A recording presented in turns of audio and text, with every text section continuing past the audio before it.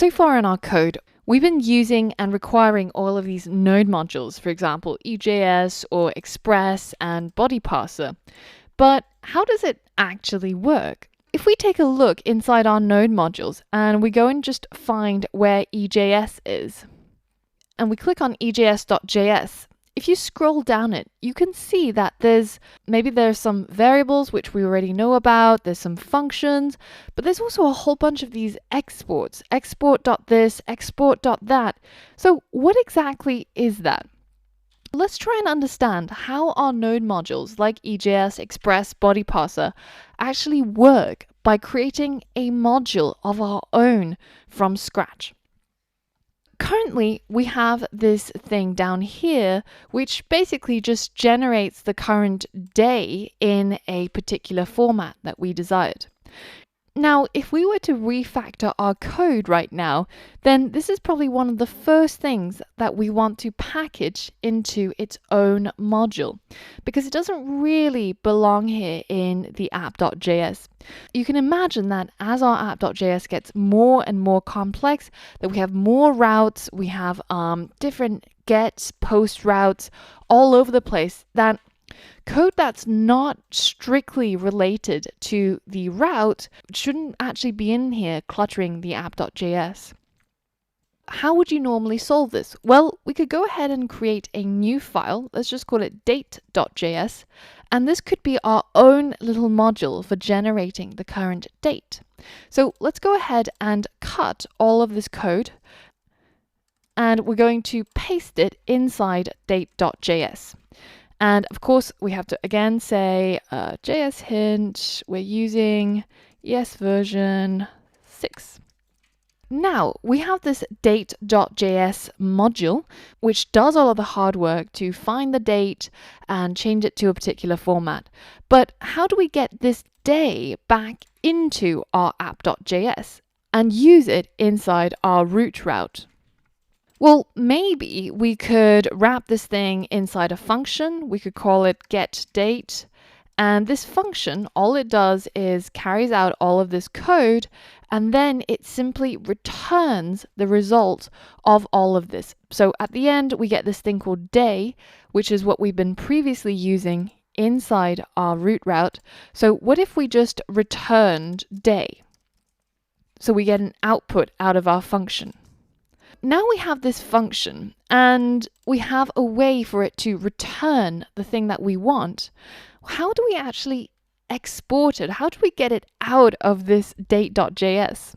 How can we make it available elsewhere if it's needed? Well, this is where Node comes into the rescue.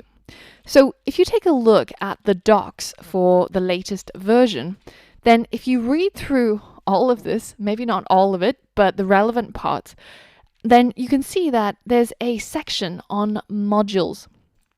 And the module object is basically something that gives you a reference to the object that represents the current module.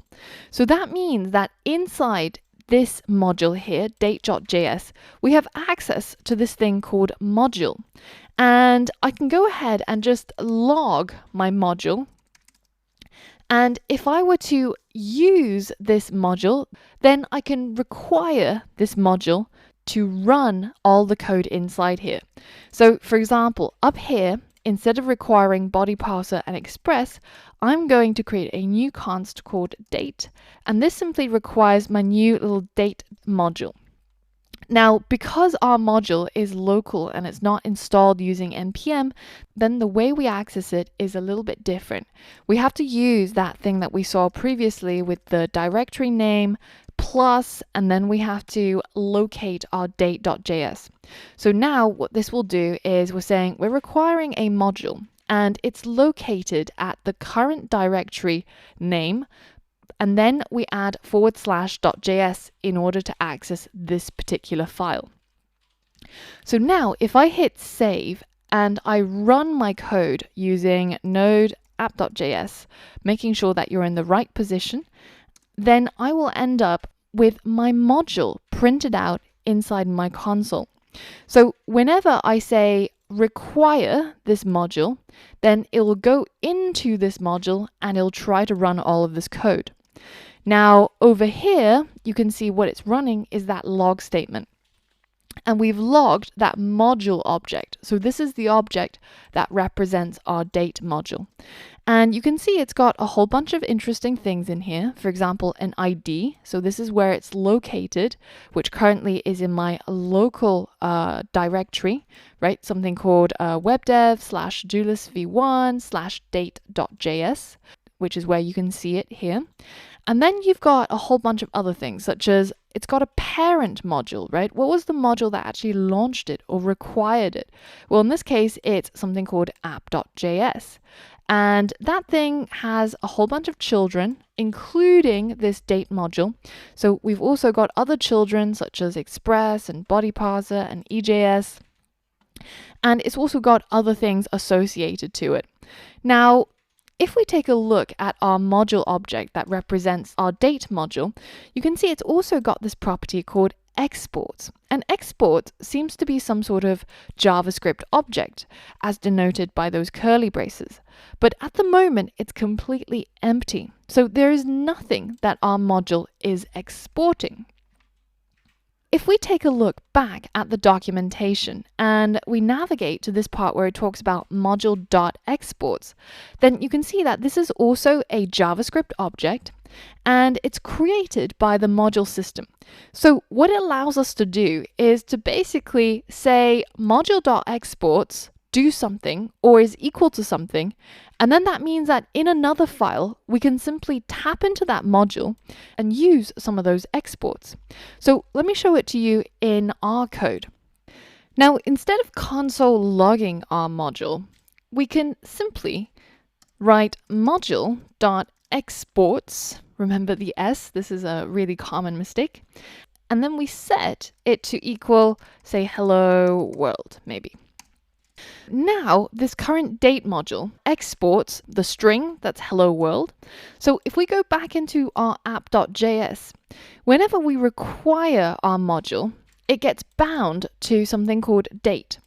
And over here, we can simply log our date object, and that will be equal to whatever it is that we exported out of this module. So now if I head back into my console and I stop my server and rerun it, you can see that my app.js is now printing hello world. There's no log statements over here. And this is because I'm exporting from this module just a simple string, and it's now available inside my app.js. Now that we're able to get access to the exports from this module, what if we wanted to get access to a function instead? For example, what if we wanted to be able to tap into this function? Well, if instead of setting our module.exports to equal hello world, we can set it to equal getDate.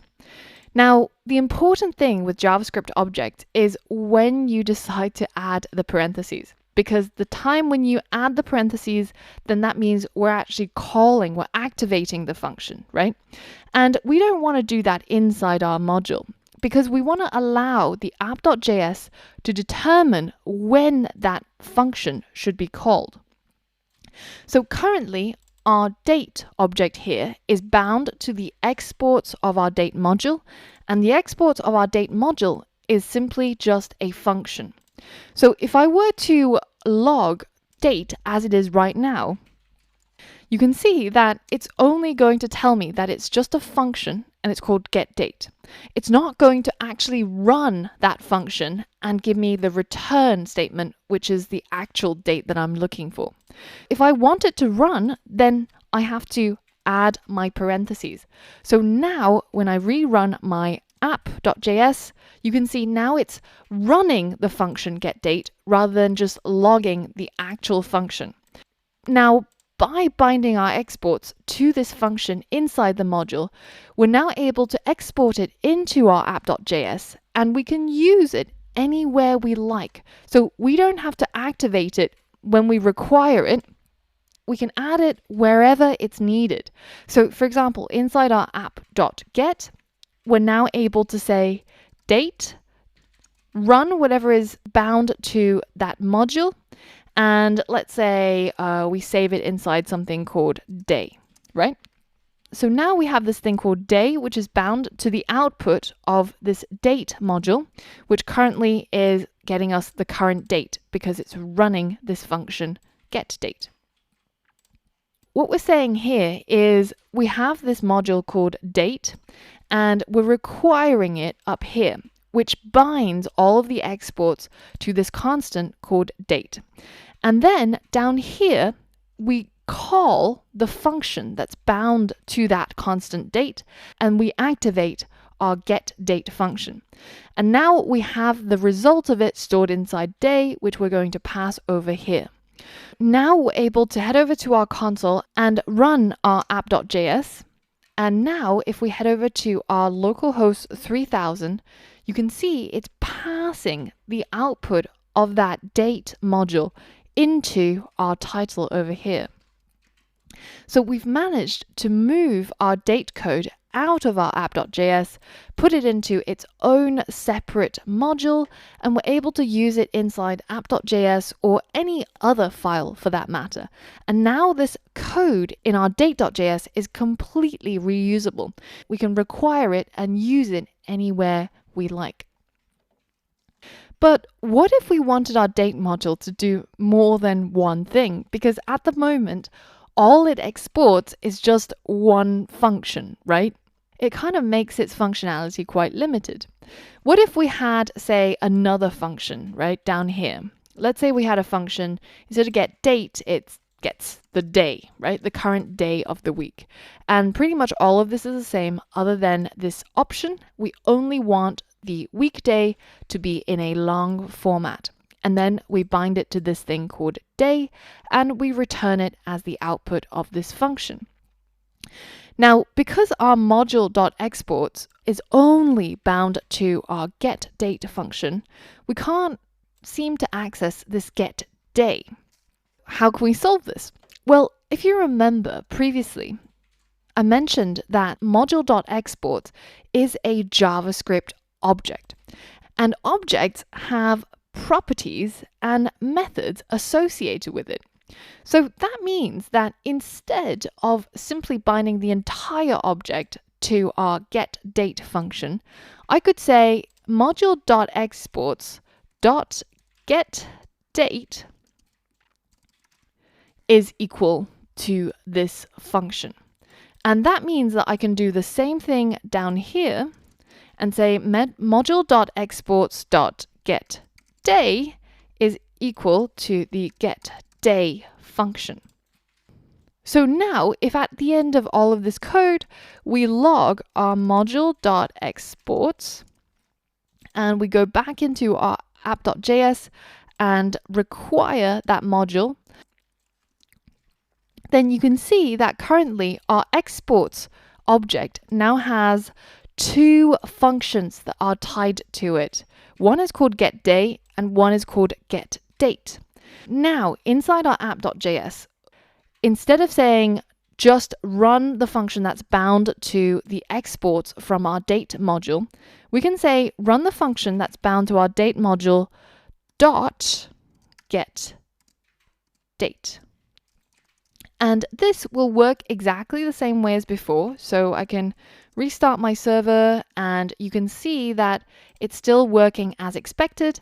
But now I have the option of saying, oh, maybe instead I just want the actual day of the week. So now if I go ahead and restart my server and refresh my website, you can see I'm using the getDay function inside our date module to just bring up the actual day of the week. This is how we can create our own modules and require them and get their functionality exported out of the module to be used anywhere within our project. So this makes it reusable and way more useful. So this is the first step in our refactoring. Now, the next step is how can we make this a little bit more succinct? How can we make it a bit shorter? Because at the moment, it's quite wordy, right? So for example, here, where we're creating let day equals this and then return day, then we can simply get rid of all of this and just say return this, right? So we can now delete that, and we can do the same over here. We can simply just return that without having to bind it to another variable. The next thing we can look at is, for example, here we're saying module.exports.getDate equals getDate, function getDate. There's getDate like all over the place, right? So how can we simplify this? Well, you might remember from earlier lessons that we mentioned that JavaScript functions can be declared in a variety of ways. And in the course resources, I'll link to this particular blog post, which does a really good job of summarizing the 6 different ways that you can declare JavaScript functions. So there's a lot of different ways that you can do it. Now, the way that we're most used to is just a simple function declaration. It's the function keyword, the name of the function, some inputs, and maybe some outputs, right? Now, another way of doing this is by using a function expression. We could set our function to equal a variable instead. And this means that we can pass our function around whenever we need it. So now we have an anonymous function that's set to equal a variable with a name. And whenever we need that functionality, we simply just refer to it by its name. So let's implement it to understand it a bit better. Instead of having our getDate as a normal JavaScript function, I'm going to change it into an anonymous function. So this function doesn't have a name anymore. And instead, we're going to bind it to a variable that's called getDate. And now this getDate variable is bound to our anonymous function.